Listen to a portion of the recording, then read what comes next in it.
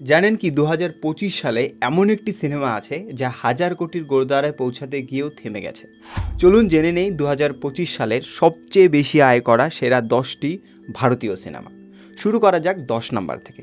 10 নম্বরে আছে comedy franchise Housefull 5, 225 কোটির বাজেটে আয় 248 কোটি, রেজাল্ট এভারেজ। 9 নম্বরে পবন কল্যাণের দে কল হিম ওজি, বিশ্বব্যাপী আয় 300 কোটি টাকা। এই সিনেমাটি হয়েছে হিট।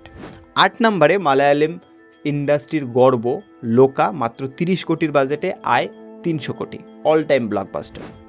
7 নম্বরে বিশাল চমক অ্যানিমেশন মুভি মহাবতার নরসিমা, 40 কোটি বাজেটে আয় 326 কোটি, সুপার ব্লকবাস্টার। 6 নম্বরে সবচেয়ে বড় অঘটন, ঋত্বিক রোশন এবং জুনিয়র এনটিআর থাকা সত্ত্বেও 400 কোটির বাজেটে আয় মাত্র 365 কোটি, 2025 সালের বড় ফ্লপ।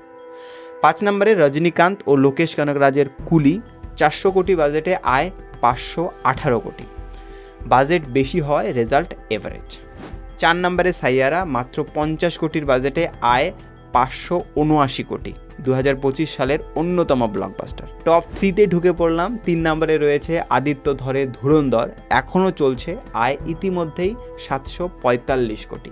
2 নম্বরে বিকি কৌশলের ছাবা, 130 কোটির বাজেটে আয় 800 কোটি, এক কথায় মেগা ব্লকবাস্টার।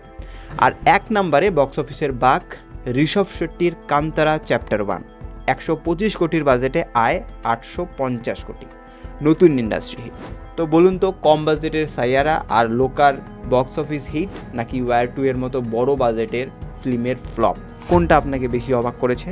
কমেন্টে জানান। ভিডিও ভালো লাগলে লাইক শেয়ার করুন, আর এমন আরও ভিডিওর জন্য সাবস্ক্রাইব করতে ভুলবেন না।